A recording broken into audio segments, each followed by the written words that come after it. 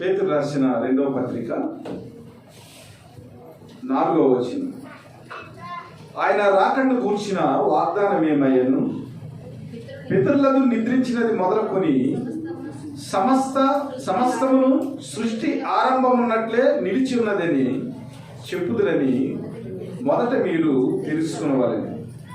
స్తోత్రము మహాగణుడ, పరిశుద్ధుడ, మీ పాదాలకు లెక్కలేని స్తుతి స్తోత్రాలు.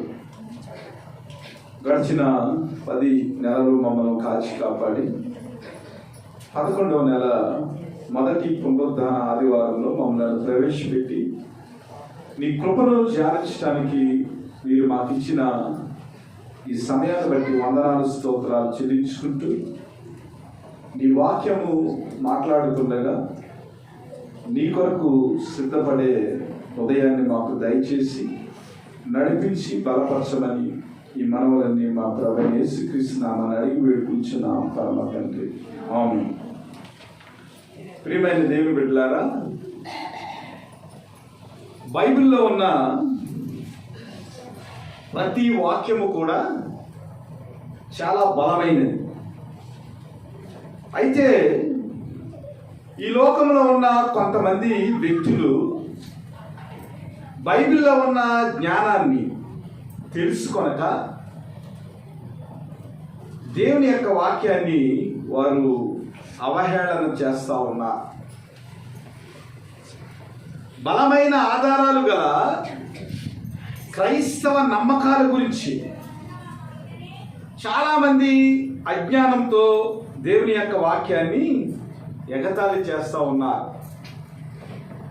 ఎందుకు వారు ఎగతాళి చేస్తూ ఉన్నారు?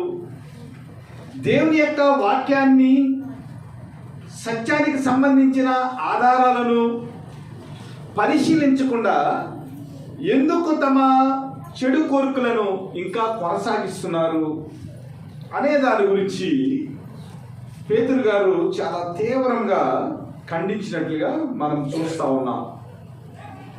పేతురు గారు రాసిన ఈ 2వ పత్రికలో ఒక ముఖ్యమైన విషయం ఏమిటంటే 13వ వచనం.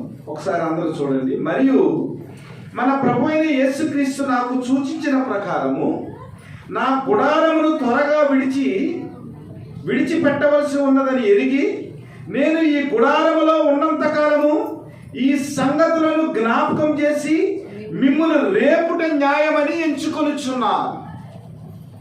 పేతురు గారు తన జీవితం యొక్క చర్మాంకానికి వచ్చేసాడు కాబట్టి దేవుని యొక్క వాక్యం ఏదైతే ఉందో, దేవుని యొక్క సత్యం ఏదైతే ఉందో, దేవుని యొక్క రాకడ ఏదైతే ఉందో, ఇవన్నీ కూడా ఒకసారి జ్ఞాపకం చేయాలని, ఇది న్యాయమని ఎంచుకుని నేనేం చేస్తున్నానంటే మిమ్మల్ని రేపుచున్నాను అని ఈ మాటలు మొదలు పెట్టాడు.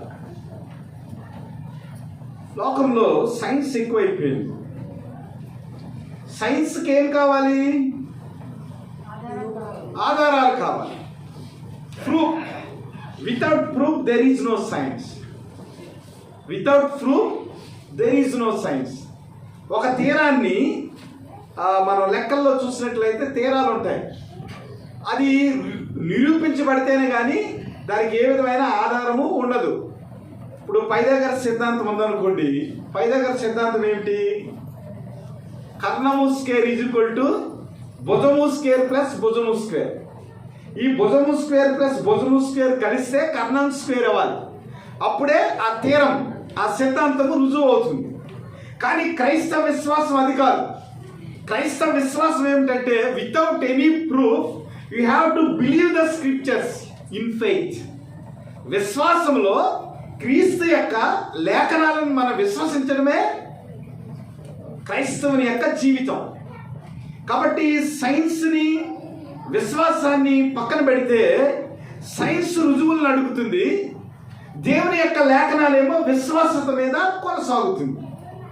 కాబట్టి ఈ లోకంలో ఉన్న ప్రజలు ఏం చేస్తున్నారంటే దేవుని లేఖనాల్లో ఉన్న ఆ పరిశుద్ధత ఏదైతే ఉందో, దేవుని యొక్క వాగ్దానంలో ఉన్న ఆ భవిష్యత్తు ఏదైతే ఉందో, దాన్ని ఈ లోకం యొక్క జ్ఞానంతో దాన్ని క్రోడీకరించి దేవుని లేఖనాలను వారు మరిచిపోతా ఉన్నారు. మరిచిపోయి చెడు సాంగత్యములో చెడు కోరికలను విడిచిపెట్టకుండా దేవుని వాక్యాన్ని ఎగతాళి చేస్తూ చాలా దుర్భరమైన జీవితాన్ని వారు జీవిస్తూ ఉన్నారు.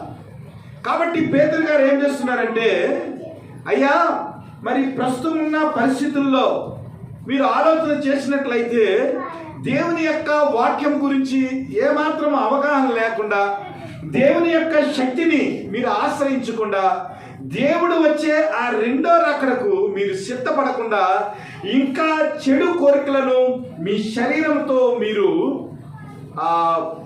దాన్ని ప్రవర్తించడానికి మీరు తయారవుతున్నారు. కాబట్టి దేవుడు వచ్చే ఆ రాకడ గురించి, దేవుడు లేఖనాల్లో పొందుపరిచిన ఆ విషయాల గురించి మీకు చెప్పడము ఎంతైనా మంచిదని మిమ్మల్ని ఏం చేస్తున్నానంటే జ్ఞాపకం చేయటానికి మిమ్మల్ని రేపుతున్నాను అంటున్నాడు. ఈ వాక్య భాగాలను మనం ఆలోచన చేసినట్లయితే ఇందులో పేతురు గారు మరి దేవుని యొక్క రాకడ కొరకు అనేక సార్లు ఇక్కడ చర్చించినట్లుగా మనం చూస్తా ఉన్నాం. 16వ వచనం ఒకసారి చూడండి. ఎలాగనగా చమత్కారముగా కల్పించిన కథలను అనుసరించి మన ప్రభు అయిన యేసుక్రీస్తు యొక్క శక్తిని, ఆయన రాకడను మేము మీకు తెలుపలేదు కానీ ఆయన మహత్యమును మేము కన్నులారా చూసిన వారమై తెలిపితిమి. చాలా మంది ఏమనుకుంటా ఉన్నారంటే దేవుని యొక్క రాకడ, దేవుని యొక్క ఉగ్రత, దేవుని యొక్క ఆ మహత్యం ఇదంతా కూడా చమత్కారముగా కల్పించిన కథలని అనుకుంటా ఉన్నారు. ఈ రోజున క్రైస్తవులు కూడా పరిపూర్ణమైన దేవుని యొక్క పరిశుద్ధతలోనికి రాకపోవటానికి, యేసుక్రీస్తు యొక్క రెండవ రాకడ గురించి వారు సిద్ధపడకపోవటానికి కారణం ఏమిటంటే బైబిల్లో ఉన్న లేఖనాలన్నీ కూడా చమత్కారముగా కల్పించిన కథలనుకుని దేవుని యొక్క లేఖనాలను వారు అపహాసం చేస్తూ పరిహాసం చేస్తూ దేవుని యొక్క రాకడ కొరకు వారు సిద్ధపరచబడిన ఆ వ్యక్తుల వలె లేకుండా వారు ఇష్టం వచ్చినట్లు వారు జీవిస్తూ ఉన్నారు. కాబట్టి పేతురు గారు ఏం చెప్తున్నాడంటే, అయ్యా మేము చమత్కారంగా కల్పించిన కథలను అనుసరించి ప్రభువైన యేసుక్రీస్తు యొక్క శక్తి అనగా ప్రభువైన యేసుక్రీస్తు యొక్క పునరుద్ధానం ఏదైతే ఉందో, మృదులైన మనలను లేపే దేవుని యొక్క శక్తి ఏదైతే ఉందో, ఆయన రాకడ ఏదైతే ఉందో అదంతా కూడా మేము కనులారా చూసి ఆయన మహత్యాన్ని చూసి మేమేం చేస్తున్నామంటే మీకు బోధిస్తున్నామన్నాడు. ఎలాగ పేతురు గారు దేవుని యొక్క మహత్యాన్ని చూడగలిగారు, ఎలాగ ప్రభువైన యేసుక్రీస్తు యొక్క తేజస్సును చూడగలిగారంటే మనం రూపాంతర కొండలో ప్రభువైన యేసుక్రీస్తు రూపాంతర అనుభవాన్ని మరి మనం పరిశీలన చేసినప్పుడు అక్కడ పరలోకం నుంచి మోషేలు ఏలియాలు వచ్చారు. మోషేలు ఏలియాలు వచ్చినప్పుడు ప్రభువైన యేసుక్రీస్తు యొక్క శరీరము, ఆయన యొక్క వస్త్రధారణ చూసినట్లయితే వీరందరూ కూడా చూడలేని పరిస్థితులు, అనగా దేవుని యొక్క మహత్యం ఏదైతే ఉందో, దేవుని యొక్క తేజస్సు ఏదైతే ఉందో ఆ రూపాంతర కొండ మీద వారు చూసినప్పుడు దేవుని యొక్క కృప, దేవుని యొక్క ప్రేమ, దేవుని యొక్క ఆ వశస్సు ఏమిటో వారు గమనించగలిగారు. అలాగే పరలోకం నుంచి చనిపోయిన మరి మోషే, అలాగే చనిపోకుండా ఆరోహణమైన ఏలియాలు కూడా వచ్చినప్పుడు వారు ఎలాగ వచ్చారో, ఏ స్థితిలో వచ్చారో ఇదంతా చూసిన తర్వాత పరలోకం యొక్క మహత్యము, యేసుక్రీస్తు యొక్క శక్తి ఆ రూపాంతర కొండ మీద వారు అనుభవించిన ఆ స్థితిని బట్టి వారు ఏమన్నారంటే, అయ్యా ఎప్పుడు కూడా ఈ తేజస్సు మాకు కావాలి, కాబట్టి ఏలియాలు అలాగే మోషేలు పరలోకం వెళ్లకుండా ఉండేదానికి ఇక్కడ మీకు గుడారాలు నేను ఏర్పాటు చేస్తానని ఆ రూపాంతరంలో ఉన్న శక్తిని గురించి వారు అనుభవించి ఆ పరలోకము భూలోకములోనే ఉండాలని వారు ఆశించారు. ఈ అనుభవము పేతురుకుంది, ఆ రూపాంతర అనుభవం పేతురుకుంది. కాబట్టి ఆయన ఏం చెప్తున్నారంటే, ఆయన మహత్యమును మేము కన్నులారా చూసిన వారమై మీకు తెలుపుచున్నాం. కాబట్టి క్రైస్తవులైన ప్రతి వారు కూడా పేతురు జీవితంలో ఏదైతే ప్రత్యక్షత పొందుకున్నాడో దాన్ని సాక్ష్యముగా మరి ఈ మొదటి పత్రిక, రెండో పత్రిక మనకు రాసి ఆయన పదే పదే ఏమంటున్నాడంటే, నేను ఈ గుడారం విడిచి వెళ్ళిపోతా ఉన్నాను, కాబట్టి ఈ గుడారములో ఉన్నంత కాలం, అనగా నేను ప్రాణముతో ఉన్నంత కాలము, జీవంతో ఉన్నంత కాలము ప్రభు యొక్క శక్తిని గురించి, అలాగే దేవుని యొక్క రెండవ రాకడ ఆ దినము గురించి మీరు సిద్ధపాటు కలిగి ఈ లోకం యొక్క చెడు నుంచి మీరు తొలగించబడి క్రీస్తు యొక్క ఆ నూతనమైన ఆకాశంలో, నూతన భూమిలో మీరందరూ జీవించాలని ఈ మాటలను మీకు జ్ఞాపకం చేస్తున్నానని 3వ అధ్యాయంలో ఫైనల్ చేశాడు. ప్రియులారా, ఈ 2వ పత్రిక మీకు ఇప్పుడు రాయిచున్నాను. పరిశుద్ధ ప్రవక్తల చేత పూర్వమందు పలకబడిన మాటలను ప్రభువైన రక్షకుడు మీ అపోస్తుల ద్వారా ఇచ్చిన ఆజ్ఞను మీరు జ్ఞాపకం చేసుకోవాలని విషయమును మీకు జ్ఞాపకం చేసి నిర్మలమైన మీ మనస్సులను రేపుచున్నాను అంటున్నారు. పూర్వకాలమందు ప్రవక్తలు ఎవరైతే ఉన్నారో, పూర్వకాలమందు అపోస్తులు ఎవరైతే ఉన్నారో, దేవుని యొక్క ప్రత్యక్షత పొందిన యోహాను, దేవుని యొక్క ప్రత్యక్షత పొందిన పౌలు, దేవుని యొక్క ప్రత్యక్షత పొందిన అనేక మంది శిష్యులు లేఖనాల్లో ఏదైతే రాశారో ఈ లేఖనాలన్నింటినీ కూడా మీరు జ్ఞాపకం చేసుకోవాలని, ఈ లేఖనాల విషయమై మీరు నిర్మలమైన మనస్సు కలిగి దేవుని యొక్క వాక్కును ఆచరించేవారిగా ఉండాలని మరొకసారి మీకు జ్ఞాపకం చేస్తా ఉన్నాను అంటున్నారు. జ్ఞాపకం చేయటం అనేది ఏమిటంటే,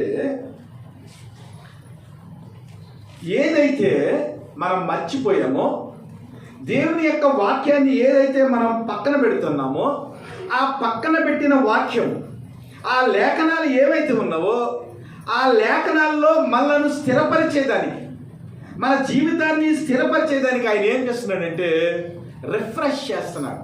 అంటే మరొకసారి జ్ఞాపకం చేయటం అంటే మన మెమొరీని, అంటే దేవుని యొక్క లేఖనాలు గురించిన ఆలోచన మనకు ఉంది, దేవుని యొక్క ప్రవక్తలు చెప్పిన వాక్యం గురించి ఆలోచన మనకు ఉంది.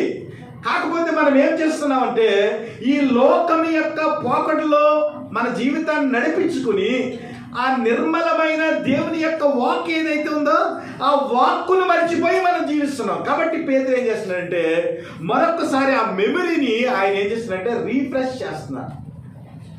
అందుకని ఏమన్నాడంటే దానికి రుజువుగా ఏమన్నాడు, నిర్మలమైన మీ మనస్సులను రేపుచున్నా. అంటే మీ మనస్సులు అయితే నిర్మలమైనవే, కాకపోతే మీరు ఏం చేస్తున్నారంటే ఈ లోకం యొక్క జాడలో మీరు నడుస్తూ ఉన్నారు. కాబట్టి దేవుని యొక్క వాక్యాన్ని మీకు మరలా గుర్తు చేస్తున్నా. ఈ నిర్మలమైన మనస్సు గురించి హీబ్రూలో చాలా బాగా రాశారు. నిర్మలమైన మనసు ఏమిటంటే, ఒక చెక్క మొక్క ఉందనుకోండి, ఆ చెక్క మొక్కను మంచిగా డిజైన్ చేసి మనం ఇంట్లో పెట్టామనుకోండి చాలా అందంగా ఉంటుంది. కానీ డిజైన్ చేసే ముందు మంచి చెక్కలో కూడా చిన్న చిన్న రంధ్రాలు ఉంటాయి. ఒక మంచి చెక్కను తీసుకున్న తర్వాత ఆ మధ్యలో ఎక్కడో దిక్కిన చిన్న ఫాల్ట్ ఉంటుంది, అక్కడ చిన్నగా ఆ చెద పట్టినట్టు ఏదో మొత్తానికి చిన్న చిన్న గాడులకు మనకు కనపడుతూ ఉంటాయి.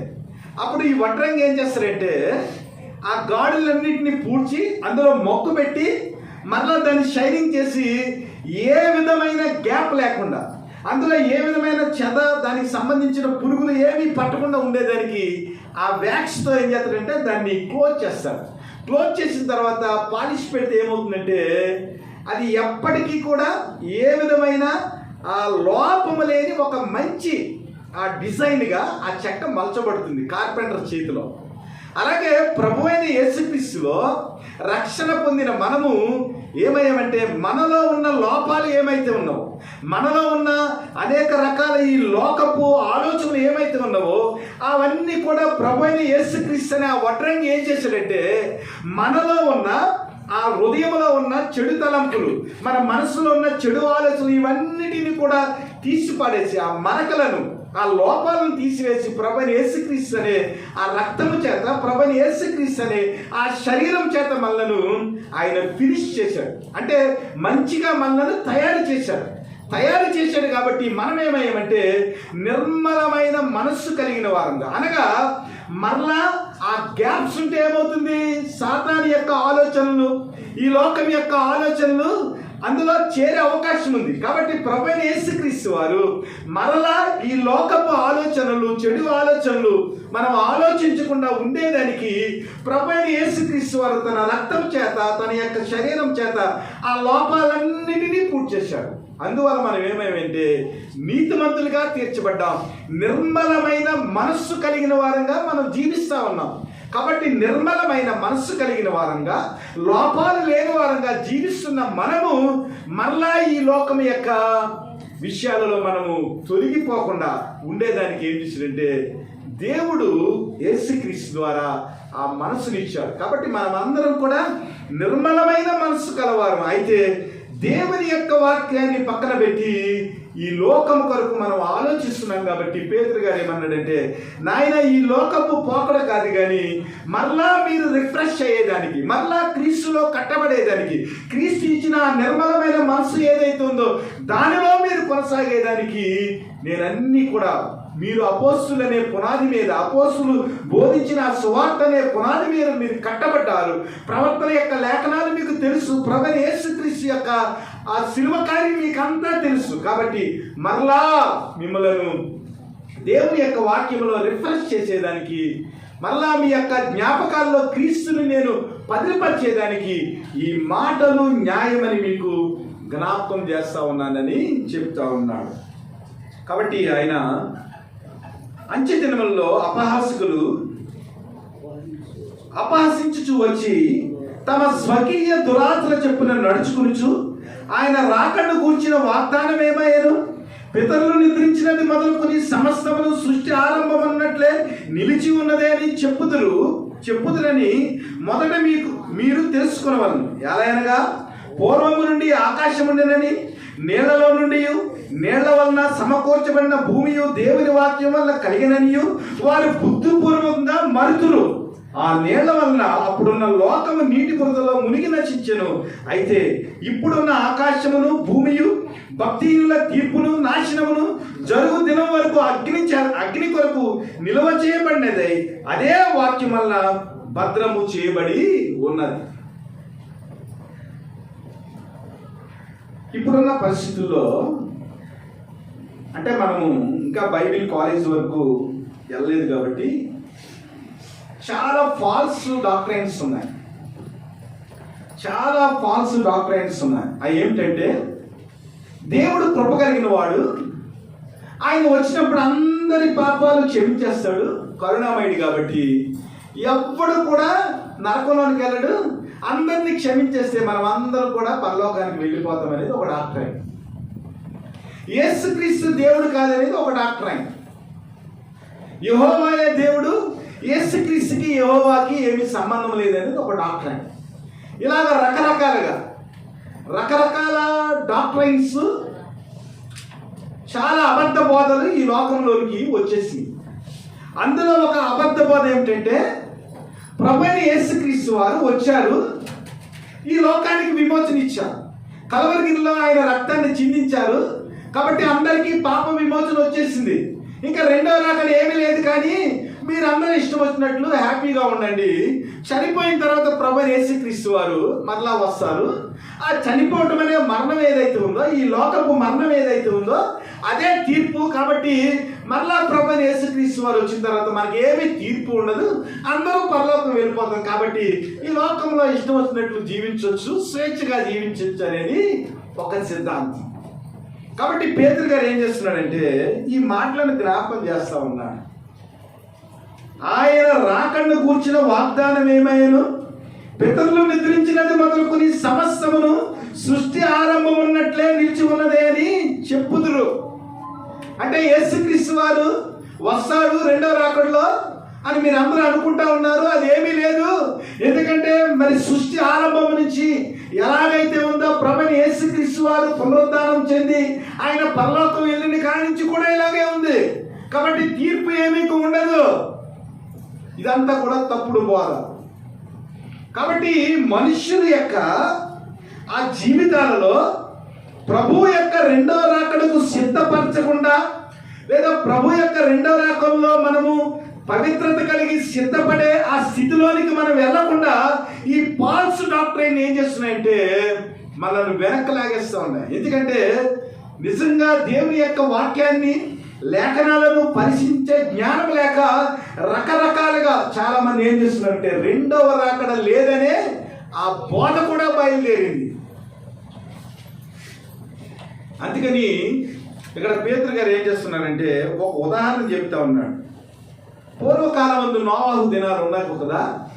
ఈ నోవాహు దినాల్లో వారు తినుచు తాగుచు వారు ఇష్టం వచ్చినట్లుగా వారు ప్రవర్తించాలి. ఎలాగ ప్రవర్తించారంటే, మనుష్యులను నేను ఎందుకు చేశానురా బాబని దేవాది దేవుడు పశ్చాత్తాపపడే స్థితిలో, భూమి అంతా కూడా బలత్కారముతో నిండిపోయిన స్థితిలో వారు జీవిస్తా ఉన్నారు.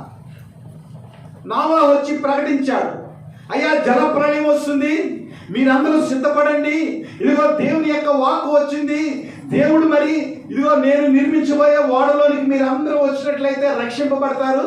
కాబట్టి ఆ దేవుని యొక్క ఉగ్రత మీ జీవితాల్లో రాకుండా ఉండేదానికి మీరందరూ ఓడలోకి రమ్మనంటే ప్రతి వారు కూడా నవ్వారు.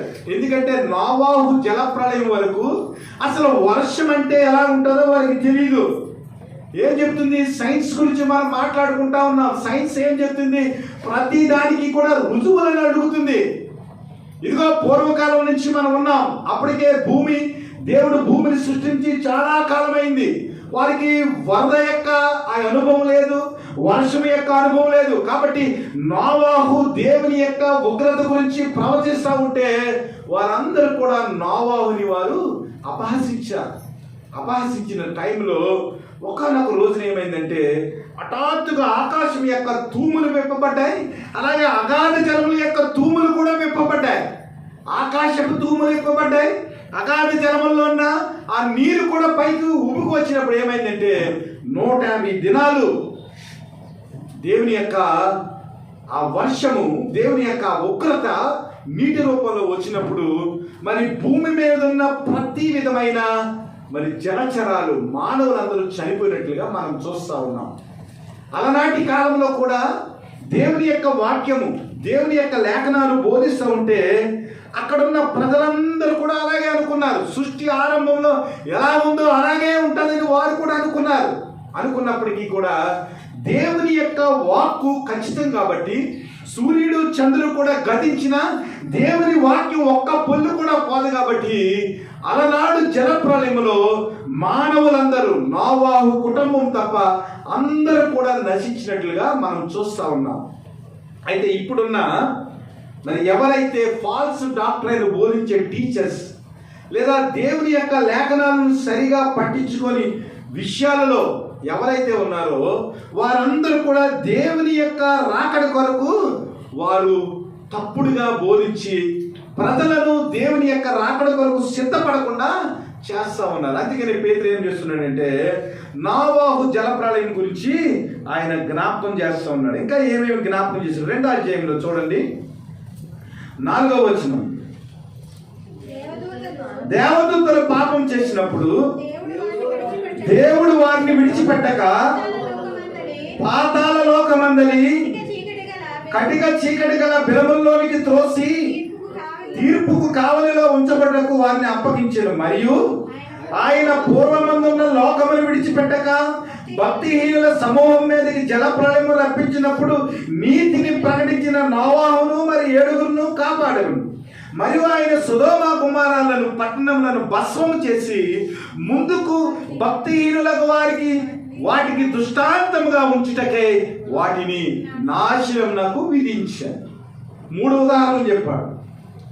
దేవుని రాకడ గురించి, దేవుని ఉగ్రత గురించి ఎవరైతే సిద్ధపడకుండా తమ ఇష్టం వచ్చినట్లు జీవిస్తున్నారో వారికి హెచ్చరికగా ఉండేదానికి మూడు దృష్టాంతాలను దేవుడు మన ముందు ఉంచాడు. మొదటి దృష్టాంతం ఏమిటంటే, దేవదూతలు పాపం చేశారు, దేవునికి వ్యతిరేకంగా వారు ఆలోచన చేశారు. దేవుని యొక్క సింహాసనము కంటే వారి సింహాసనము ఇంకా ఉన్నతమైన స్థలాల్లో నింపాలనుకుని వారు ఏం చేశారంటే, లూసిఫర్ అనే దేవదూత వాడు దేవునికి వ్యతిరేకంగా ఆలోచన చేసినప్పుడు వాడితో ఉన్న దేవదూతల సమూహం అంతా కూడా కఠికమైన బిలాల్లోనికి దేవుడు త్రోసివేశాడు. అలాగే దేవుని యొక్క వాక్యాన్ని పక్కన పెట్టిన ఆ నోవాహు జలప్రళయంలో ప్రజలను కూడా జల సమాధిగా ఆయన ఉగ్రత మనం చూస్తూ ఉన్నాం. అలాగే 3వదిగా చూసినట్లయితే సొదొమ గొమొర్ర, ఆదికాండం 19వ అధ్యాయంలో మనం చూసినట్లయితే నోవాహు జలప్రళయంలో ప్రజలు ఎలాగైతే ఉన్నారో అంతకంటే కూడా విర్రవీగి పాపం చేసిన స్థితిలో సొదొమ గొమొర్రాల పట్టణం ఉన్నప్పుడు మరి ఏం చేశాడంటే దేవుని యొక్క ఉగ్రత సొదొమ గొమొర్రాల్లో ఆయన చూపించి, ఇవన్నీ కూడా నూతన నిబంధన విశ్వాసులుగా ఉన్న మనము దేవుని యొక్క ప్రేమను అర్థం చేసుకుంటానికి, దేవుని యొక్క వాక్యాన్ని మనం అర్థం చేసుకుంటానికి ఈ దృష్టాంతాలను దేవుడు మనకు ముంచి ఏం చెప్తున్నాడంటే, అలనాడు మరి పాపం చేసినప్పుడు ఎలాగైతే దేవుడు తన ప్రజలను మరి శిక్షించాడో, అలనాడు మరి జలప్రళయం ద్వారా భూమి అంతా కూడా ఎలాగైతే నీటి చేత ఆవరించబడి అది శుద్ధీకరించబడిందో, పవిత్రపరచబడిందో, అలాగే భవిష్యత్తులో ఇప్పుడున్న ఆకాశము భూమియు భక్తిహీనుల తీర్పును నాశనమును జరుగు దినం వరకు అగ్ని కొరకు నిల్వ చేయబడినది అదే వాక్యము వల్ల భద్రం చేయబడి ఉన్నది. అంటే దేవుని యొక్క రెండవ రాకడ వచ్చే వరకు ఎవరైతే దేవుణ్ణి విశ్వసించలేదో, భక్తిహీనులుగా ఉన్న బుద్ధిహీనులు ఎవరైతే ఉన్నారో వారందరికీ తీర్పు తీర్చడానికి, వారి నాశనము జరగటానికి దేవుడు ఏం చేశాడంటే ఈ భూమిని అంతటిని కూడా అగ్ని చేత భద్రం చేశాడు. అగ్ని చేత ఏం చేశాడు దేవుడు? భూమిని భద్రం చేశాడు. వాక్యం అనే అగ్ని ఏదైతే ఉందో ఆ అగ్ని చేత దేవుడు ఏం చేశాడంటే దాన్ని భద్రపరిచాడు. ఆ వాక్యం ద్వారా ఎలాగైతే జలప్రలయంలో ఉన్న భూమిని భద్రం చేశాడో అదే వాక్యం ద్వారా అగ్ని కొరకు అగ్ని చేత తీర్పు తీర్చబడటానికై దేవుడు ఏం చేశాడంటే వాక్యము చేత ఇప్పుడున్న భూమిని భక్తిహీనులను వారి యొక్క తీర్పును నాశనమును చేయటానికి దేవుడు ఏం చేశాడంటే వాక్యం చేత భద్రపరిచాడు. భూమి మీద ఎన్ని సెంటిగ్రేడ్స్ ఉంటే మనం బ్రతుకుతాం? మనిషి ఆరోగ్యంగా బ్రతకాలంటే ఎంత టెంపరేచర్ ఉండాలి? సైన్స్ స్టూడెంట్స్,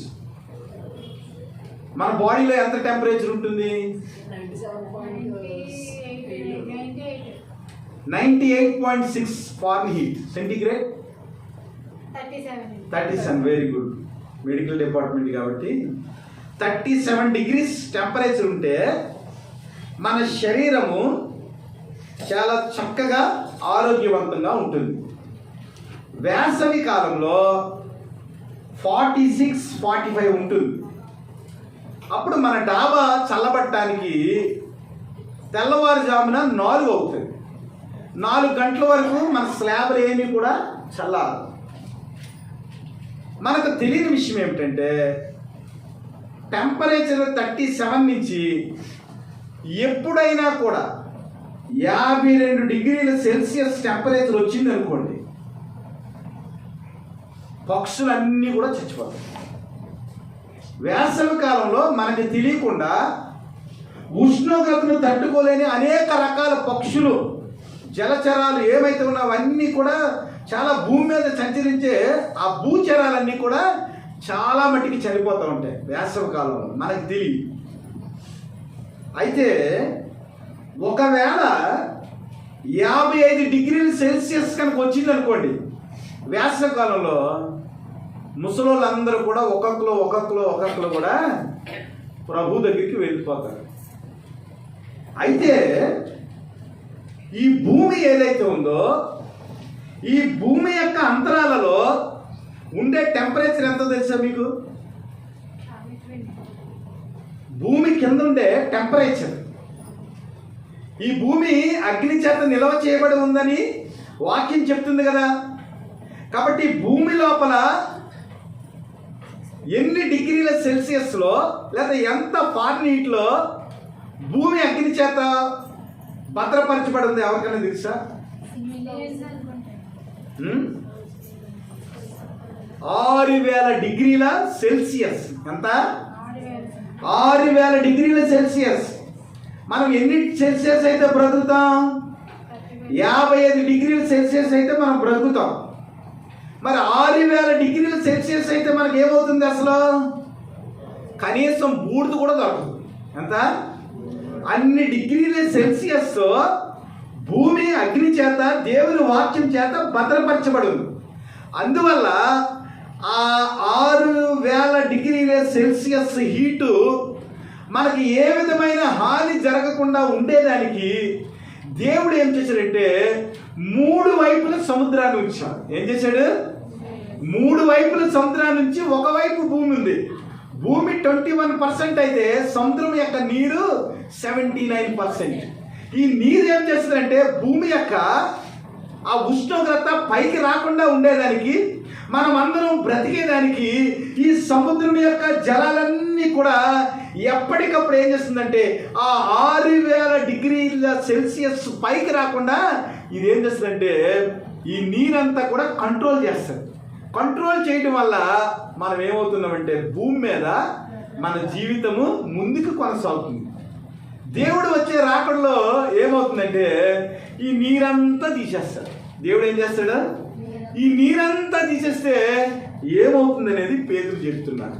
పేతురు గారు చేపలు పట్టుకునేవాడు, కానీ దేవుని యొక్క ఆ ప్రత్యక్షత ఏదైతే ఉందో, దేవుని యొక్క జ్ఞానం ఏదైతే ఉందో, ఆ జ్ఞానం చేత మనకంటే ముందుగా దేవుడు భూమిని ఎలాగ వాక్యం చేత భద్రపరిచాడో ఈ విషయాలన్నీ కూడా ఇక్కడ చెప్తా ఉన్నారు. కాబట్టి దేవుని రాకడ కొరకు మనం సిద్ధపడకుండా మరి ఆ ఫాల్స్ డాక్ట్రైన్లో దేవుని వాక్యాన్ని పక్కన పెట్టి మనం ఇష్టం వచ్చినట్లు కనుక మనం జీవిస్తే ఏమవుతుందంటే దేవుని రాకడ వచ్చేస్తే మనమందరం కూడా ప్రమాదంలో పడే పరిస్థితి ఉంది. కాబట్టి ఆ ప్రమాదం జరగకుండా ఉండేదానికి పేతురు గారు ఏం చేస్తారంటే మన నిర్మలమైన మనస్సును రేపుట న్యాయమని ఈ భవిష్యత్తు ప్రణాళిక అంతా కూడా 3వ అధ్యాయంలో రాసి ఉంచారు.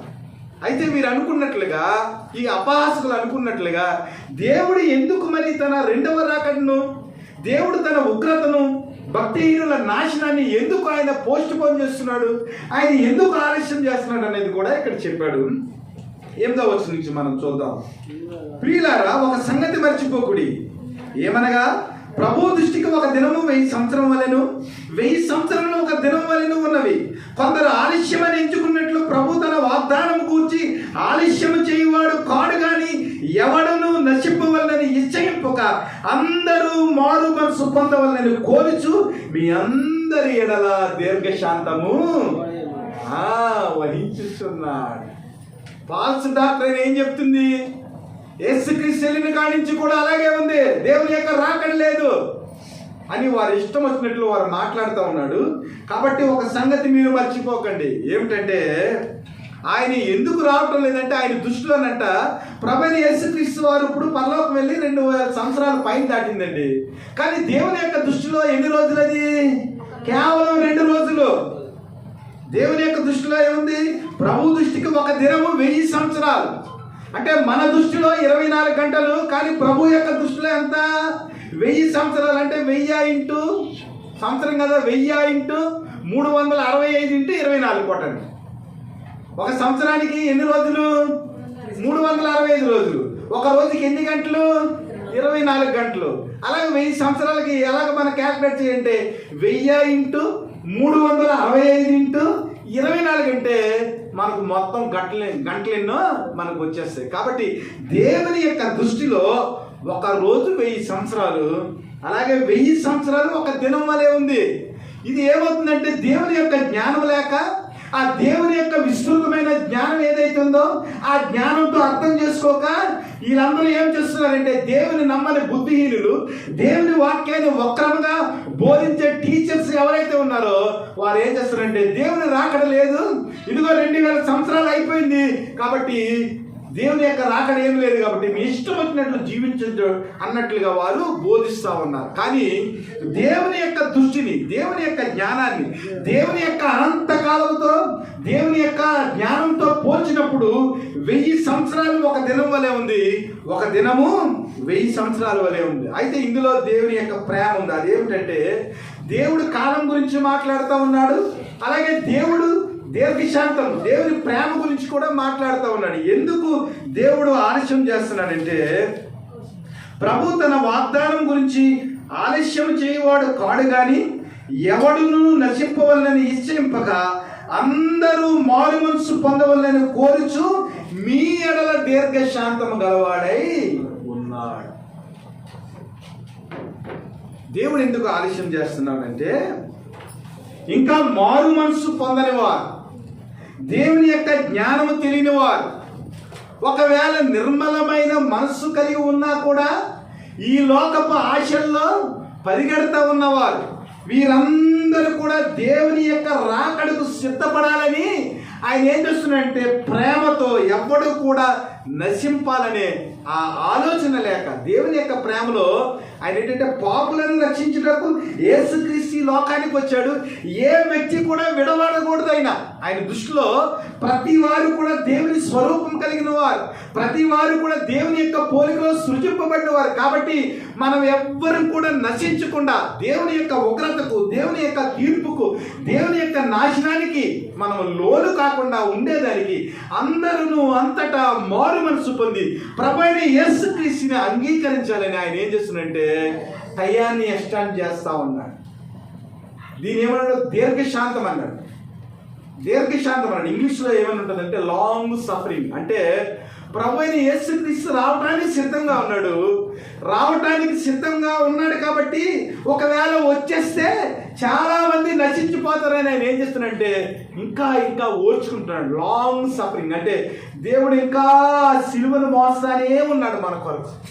ఎప్పటికైనా వీరు వస్తారు, ఎప్పటికైనా తిరుగుతారు, నా యొక్క ఉగ్రతను వారు తప్పించుకుంటారని దేవుడు ఏం చేస్తున్నాడంటే దీర్ఘశాంతము వహించి మనము మారు మనసు పొందాలని, దేవుణ్ణి అంగీకరించాలని, దేవుని యొక్క నిర్మలమైన మనస్సు కలిగిన ఆ స్థితిలోనికి మరలా మనం రావాలని ఆయన ఏం చేస్తున్నాడంటే లేఖనాల ద్వారా మరొక్కసారి మనం మర్చిపోకుండా ఉండేదానికి దేవుని యొక్క రాకడను జ్ఞాపకం చేస్తూ దేవుని యొక్క రాకడకు మనం సిద్ధపడాలని ఆయన పదే పదే పేతురు గారి ద్వారా మనలను ఆయన ప్రేమపూర్వకంగా హెచ్చరిస్తూ ఉన్నాడు. ఎందుకంటే 10వ వచనం చూసినట్లయితే, అయితే ప్రభువు దొంగ వచ్చినట్లు వచ్చును, ఆ దినమున ఆకాశములు మహాధ్వనితో గతించిపోవును, పంచభూతములు మిక్కటమైన వేండ్రముతో లయమైపోవును, భూమియు దాని మీద ఉన్న కృత్యములన్నీ కాలిపోవును.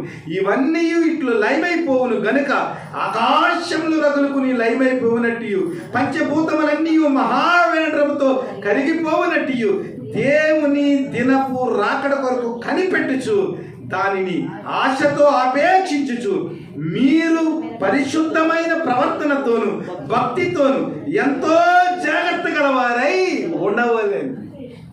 చూసారా, దేవుడు రాకడ వచ్చినప్పుడు ఇవన్నీ కూడా ఏమవుతాయంట? లయమైపోతాయంట.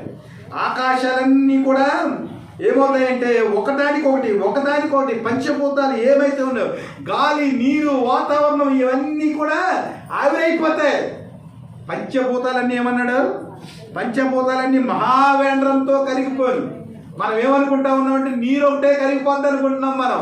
నో, పంచభూతాల్లో గాలి ఉంది, పంచభూతాల్లో నిప్పు ఉంది. ఇవన్నీ పంచభూతాలన్నీ కూడా ఏమైపోతాయి?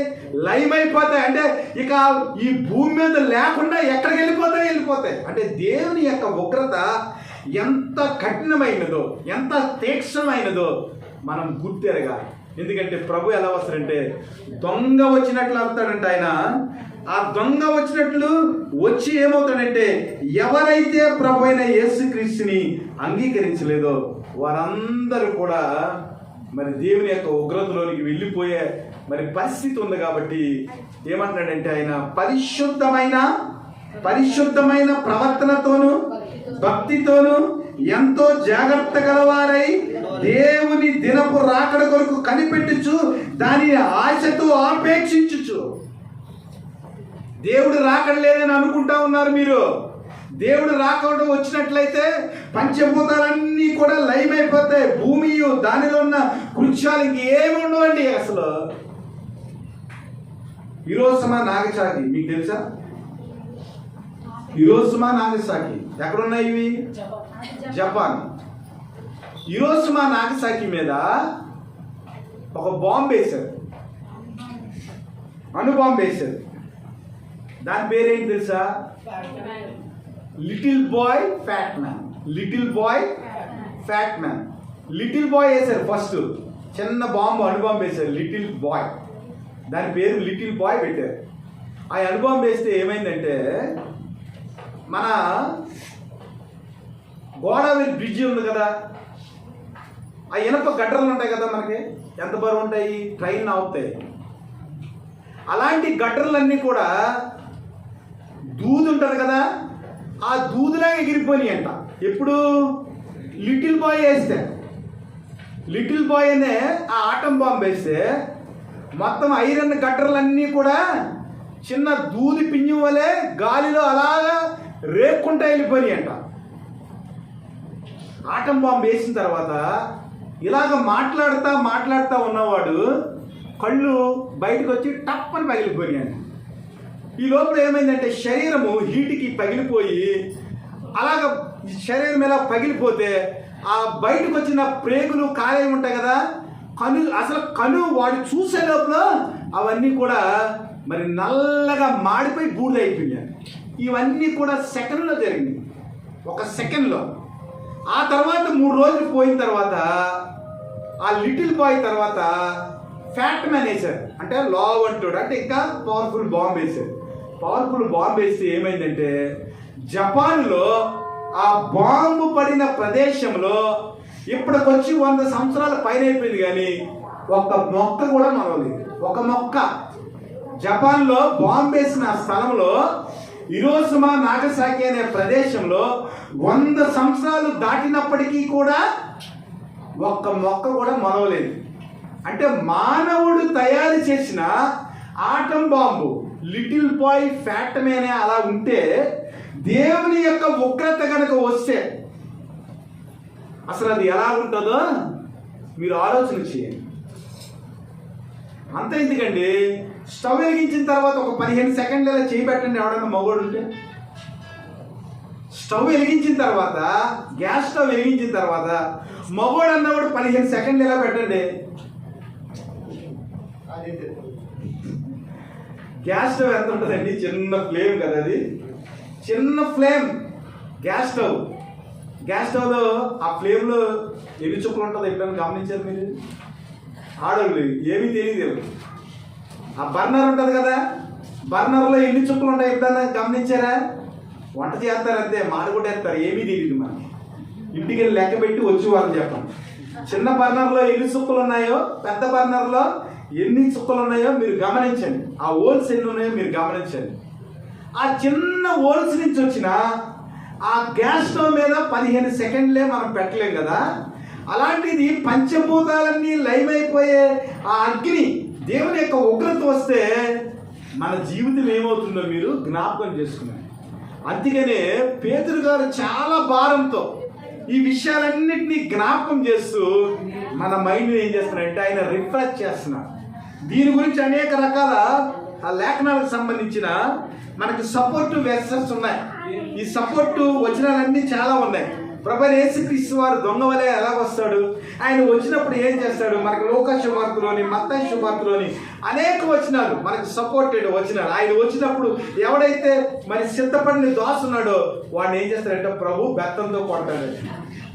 ఇదిగో నేను వస్తానని చెప్పాను కదా, నేను దొంగ వచ్చినట్లు వస్తానని చెప్పాను కదా, దొంగ వచ్చినట్లు నేను వస్తానన్న సమయానికి నీవు సిద్ధపడకుండా ఎందుకున్నావు? నీ యజమానుడు వస్తానని తెలిసి నువ్వు దాసుడు అయింది ఆ యజమానుడి యొక్క రాకడను మీరు ఎందుకు ఎదుర్కోలేదని ఆ దాసుని ఏం చేస్తారంటే ముందే చెప్పాడు కాబట్టి పనిష్మెంట్ ఎక్కువ. వాక్యం విన్నోడికి పనిష్మెంట్ లేదండి. వాక్యం ఎవడైతే విన్నాడో ఆ వాక్యాన్ని విని దేవుని రాకడ కొరకు సిద్ధపరచబడినాడు ఎవడైతే ఉన్నాడో వాడికి మిక్కిలి వేదన ఆవేదన ఉంటుందని మనం జ్ఞాపకం చేసుకోవాలి. కాబట్టి ప్రభు దినము దొంగ వచ్చినట్లు వచ్చును. ఆ దినమున ఆకాశములు మహాధ్వనితో గతించిపోవును, పంచభూతములు మికటమైన వేండ్రముతో లయమైపోవును, భూమియు దాని మీద ఉన్న కృత్యములన్నీ కాలిపోవును. కాబట్టి మనం ఏం చేయాలంటే దేవుని యొక్క రాకడ కొరకు కనిపెట్టుతూ ఆశతో దాని గురించి ఆపేక్షించు, ప్రభా నువ్వు రా ప్రభా, యేసు త్వరగా రమ్ము, యేసు త్వరగా రమ్మను ఆపేక్షించు పరిశుద్ధమైన ప్రవర్తనతోనూ భక్తితోనూ ఎంతో జాగ్రత్త గలవారై ఉండవల్లని ప్రభు ఏం చేస్తున్నాడంటే మనలను కోరుచున్నాడు. ఎందుకు కోరుచున్నాడంటే దేవుని యొక్క వాగ్దానం ఉంది. అయినను మనం ఆయన వాగ్దానమును బట్టి కొత్త ఆకాశం కొరకును కొత్త భూమి కొరకును కనిపెట్టుచున్నాము, వాటి యందు నీతి నివసించును. ఇవన్నీ కూడా లైవ్ అయిపోతాయి కాబట్టి మన పరిశుద్ధమైన ప్రవర్తనతో మనం దేవుని యొక్క ప్రేమను అర్థం చేసుకుని నీతితో మనం బ్రతికినట్లయితే దేవుడు ఏం చేశాడంటే మన కొరకు వాగ్దానం చేశాడు. నూతన ఆకాశాన్ని, నూతన భూమిని మన కొరకు ఆయన సిద్ధపరిచాడు. మీ మనసులను కలవరపడనీకుడి, ఇదిగో మీకు నేను నివాసములు ఏర్పరచా వెళ్ళుచున్నాను, నా తండ్రి యొద్ద అనేక నివాసములు కలవన్న. కాబట్టి ఈ నూతన ఆకాశంలో, నూతన భూమిలో మనమందరం కూడా ప్రభువైన యేసుక్రీస్తు నివసిస్తాం. అందులో మురికైనది ఏది కూడా ఉండటానికి వీలు లేదు. అందువల్ల మనం ఏం చేయాలంటే పరిశుద్ధమైన ప్రవర్తన కలిగి భక్తితో ఎంతో జాగ్రత్తగా క్రీస్తు యొక్క రెండో రాకడను మనం ఆపేక్షించుచు ఆయన కొరకు కనిపెట్టేవారిగా ఉండాలి. ఇక్కడ ఒక చిక్కు వచ్చింది నాకు, ఏంటంటే ఎదురుగుంట గడియారం పెట్టారు. దీనివల్ల చాలా ప్రాబ్లంగా ఉంది. 1 గంట అయిపోతుంది. 14వ వచనం ఒకసారి చూడండి. ప్రియులారా, వీటి కొరకు మీరు కనిపెట్టుచున్నారు కనుక శాంతము కలవారై ఆయన దృష్టికి నిష్కళంకులుగాను నిందారహిలుగాను కనపడినట్లు జాగ్రత్త పడుడి. మరియు మన ప్రభు యొక్క దీర్ఘశాంతము రక్షణార్థమైనదని ఎంచుకోండి. మరలా జ్ఞాపకం చేస్తున్నాడు. ప్రభు ఎందుకు రావటం లేదో, ఆయన ఎందుకు దీర్ఘశాంతం వహిస్తున్నాడంటే ఆయన యొక్క దీర్ఘశాంతము మారు మనసు పొందని వ్యక్తులకు, దేవుని అంగీకరించిన వ్యక్తులకు అది రక్షణార్థంగా ఉంది. కాబట్టి దేవుని యొక్క దీర్ఘశాంతము రక్షణార్థమైందని ఎంచుకుని మనం ఏం చేయాలంట, శాంతము గలవారై ఆయన దృష్టికి నిష్కళంకులుగాను నిందారహితులుగాను కనబడినట్లు జాగ్రత్త పడుడి. ఇక్కడ ఒక టెక్నికల్ మాట ఒకటి చెప్పాలి.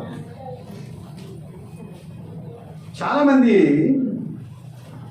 సెల్ఫ్ రైచియస్ ఉంటారు. సెల్ఫ్ రైచియస్ అంటే స్వనీతి. వీళ్ళు ఏమనుకుంటారంటే మేము పవిత్రంగా జీవిస్తున్నాం కదా అని అనుకుంటారు. మేము చాలా బాగా ఉన్నాం, దేవుని వాక్య ప్రకారం మేము జీవిస్తూ ఉన్నాం, అన్ని విషయాల్లో వీఆర్ వెరీ పర్ఫెక్ట్ అనుకుంటాం. కానీ దేవుని యొక్క పెర్ఫెక్షన్ ఎలా ఉండాలి తెలుసా? అసలు మన మీద నిందే పడకూడదు.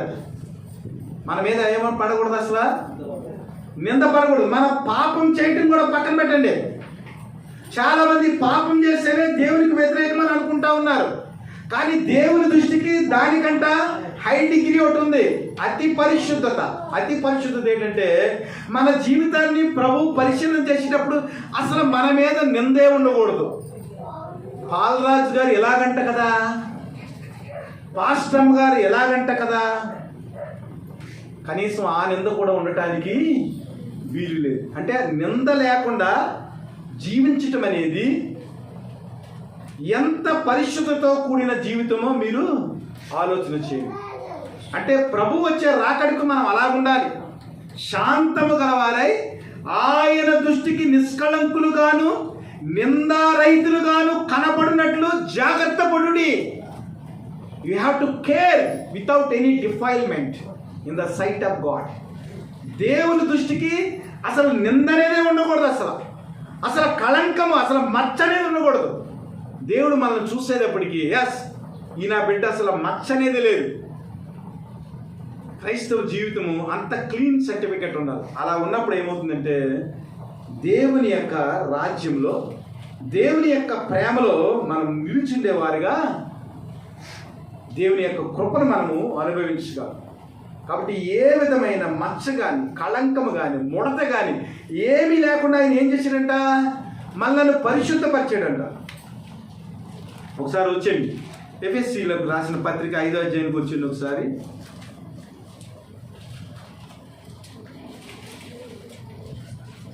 24 నుంచి చదవండి, 25 నుంచి చదవండి.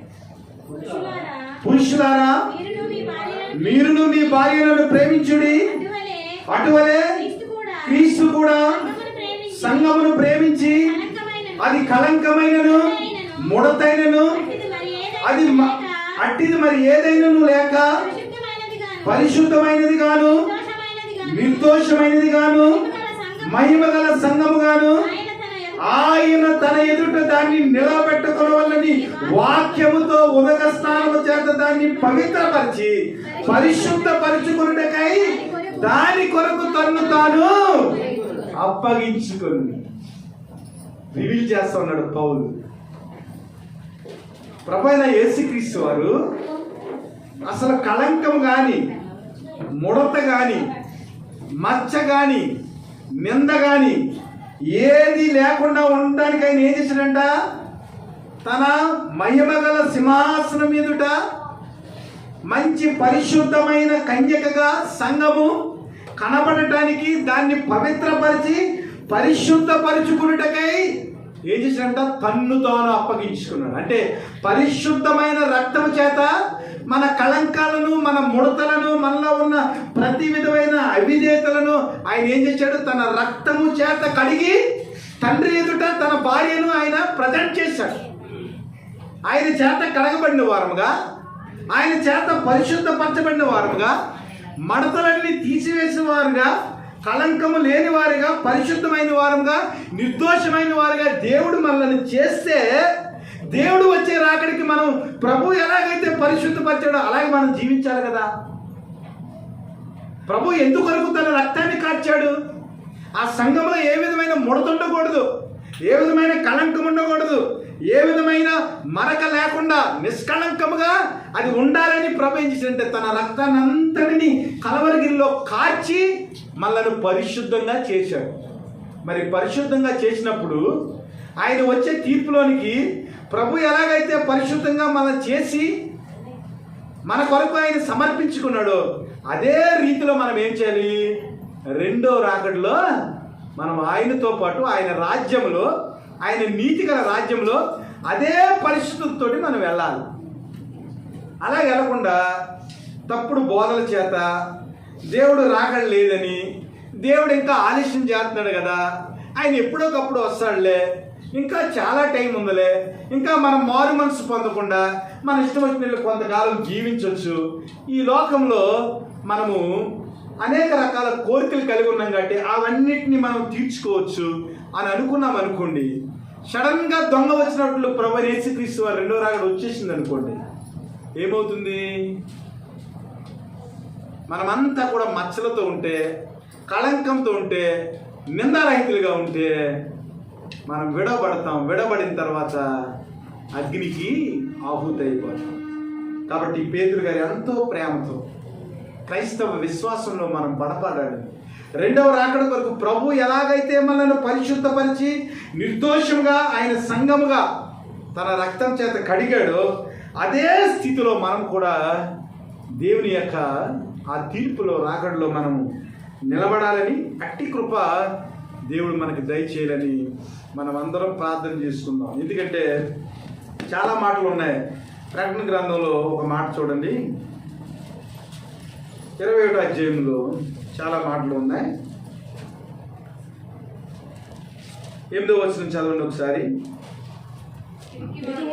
పిరికివారును, అవిశ్వాసులను, అసహ్యులను, నరాంతకులను, వ్యభిచారులను, మాంత్రికులను, విగ్రహారాధికులను, అబద్ధికులందరూ అగ్ని గంధకములతో మండు గుండములో పాలు పొందుదురు. ఇది రెండవ మరణం. ఈ భూలోకంలో మనం మరణించేది ఫస్ట్ మరణము. రెండవ మరణంలో మనం ఉంటే ఏమవుతుందంటే మొత్తం అంతా కూడా అగ్ని గంధకాలు. కాబట్టి అందులో ఉండేవారి లిస్ట్ చెప్పాడు. పిరికివారు, అవిశ్వాసులు, అసహ్యులు, నరంతకులు, వ్యభిచారులు, మాంత్రికులు, విగ్రహారాధికులు, అబద్ధికులందరూ కూడా అగ్ని గంధకాల్లో తోసివేయబడతారు. వీటి గురించి ఎక్స్ప్లెయిన్ చేయాలంటే ఎవరు పిరికివారు, ఎవరు అవిశ్వాసులు, ఎవరు అసహ్యులు, ఎవరు నరాంతకులు, ఎవరు వ్యభిచారులు, ఎవరు మాంత్రికులు, ఎవరు విగ్రహారాధికులు, ఎవరు అబద్ధికులని ఒక్కొక్క దాని గురించి ఒక గంట పడుతుంది. కాబట్టి అర్థం చేసుకుని మనం ఏం చేయాలంటే మన జీవితం వ్యర్థం కాకుండా ప్రభువైన యేసుక్రీస్తు యొక్క రెండో రాకడలో పరిశుద్ధమైన కన్యకగా, పవిత్రపరచబడిన కన్యకగా, నిర్దోషమైన కన్యకగా, నిందలేని కన్యకగా, నిష్కళంకమైన కన్యకగా ప్రభువైన యేసుక్రీస్తు అనే ఆ వరుడు వచ్చినప్పుడు ఆ ఎత్తబడే గుంపులో, ఎత్తబడే సంఘములో ప్రభువైన కృపలో మనం ఆ నీతిలో నివసించే వారిగా మన జీవితాన్ని ఏం చేయాలంటే ఎంతో జాగ్రత్తతో పరిశుద్ధమైన ప్రవర్తన కలిగి భక్తితోను మనం ఏం చేయాలా, ఎప్పటికప్పుడు జాగ్రత్తగా ఉండాలి. ఎందుకంటే ప్రభువైన యేసుక్రీస్తు వారు దొంగ వచ్చినట్లు వస్తారు. ఎప్పుడు వస్తారో మనకు తెలియదు. కాబట్టి ఆ రాకడని ఎదుర్కొనే ఆ పవిత్రత కలిగిన శుద్ధమైన కన్యకల్లాగా మనం ఏం చేయాలంటే ప్రభువును హత్తుకుంటానికి ఎప్పుడు కూడా నిరీక్షిస్తూ ఆయన పరిశుద్ధంలో కట్టబడాలని, అట్టి కృప దేవుడు మనకు దయచేయని మాటలు ముగిస్తూ మిమ్మలను ఆశీర్వదిస్తా ఉన్నాను. హల్లెలూయా.